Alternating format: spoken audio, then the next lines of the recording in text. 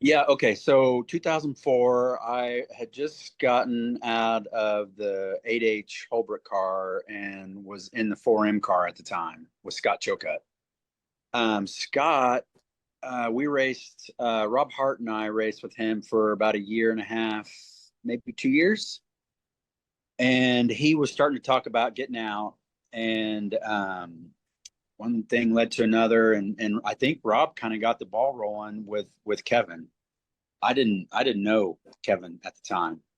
Never been to Skagit before. It was my first time going out there. Obviously knew that Kevin had, really nice equipment. Rob went out there with me to help work on it, and he was out there a couple days before I got there.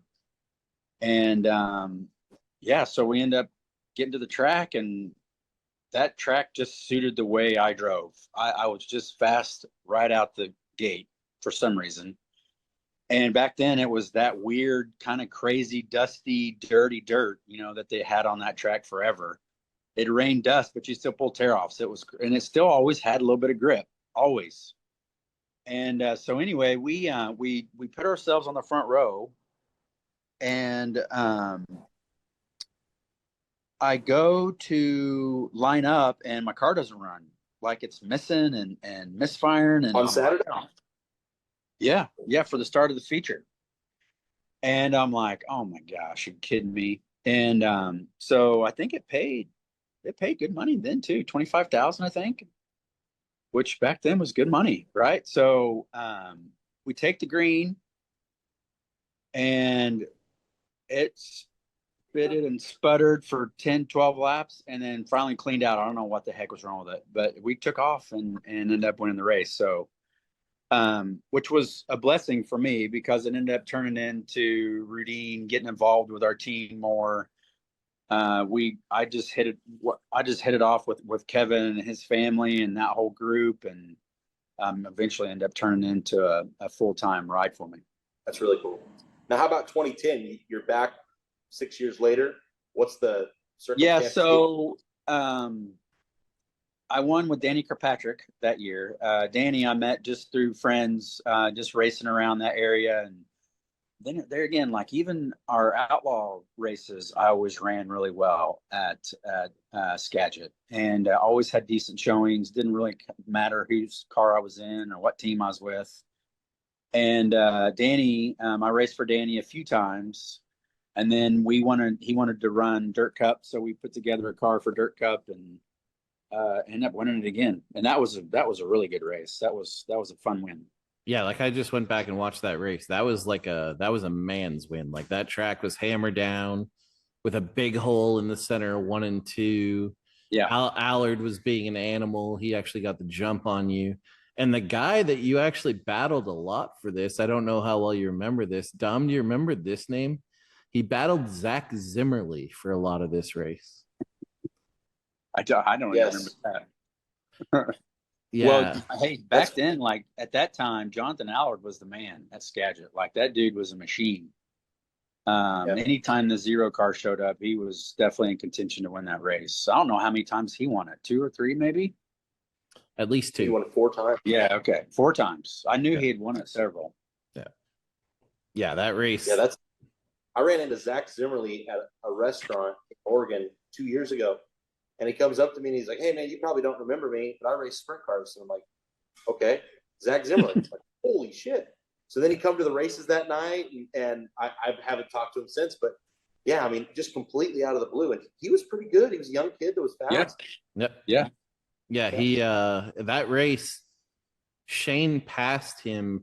He passed Shane, and Shane passed him, and probably 1 lap later, Allard had his trouble as the leader. He got into it with a lap car, and if Shane hadn't made that pass, Zimmerly now gets open track. But because Shane had made the pass, Shane now had open track, and Zimmerly pressed him for a bit, but eventually Shane was able to get away from him. But yeah, I went back to that race, and I didn't realize Zach Zimmerly had actually done that. And so Well, thank you're the only guy that's ever won for Rudine. And That's still, crazy. Which is still, crazy. yeah, and still to this day, you guys are very close. Do you like being the only guy that's won for Rudine, or would you like to see somebody else win as well, just because he's your friend. Not now that I don't have to fight somebody in Rudine's car to actually win. I enjoy watching Kevin's cars have success. I really do. It doesn't matter who the driver is. Kevin, uh, man, Kevin is probably one of the most genuine. I don't know how to explain Kevin. He just has this aura about him that you respect him, but he's just one of those guys that he'll pat you on the back when you need to be patted, and he'll scold you when you need to be scolded. But the way he does it, he's just a good, genuine person. And I was fortunate to drive for him, obviously a long time ago, and I tell people this all the time.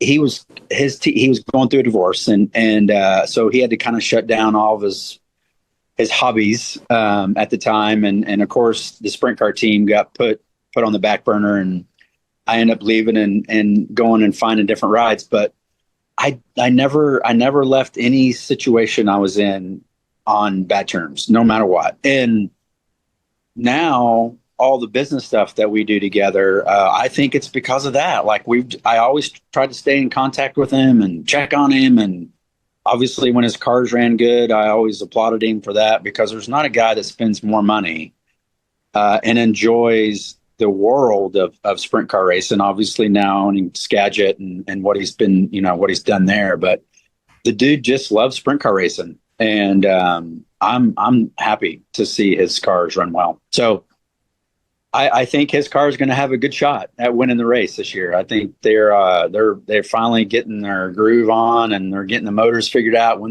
they don't have issues, obviously. But Peck's been fast almost every night like lately. So.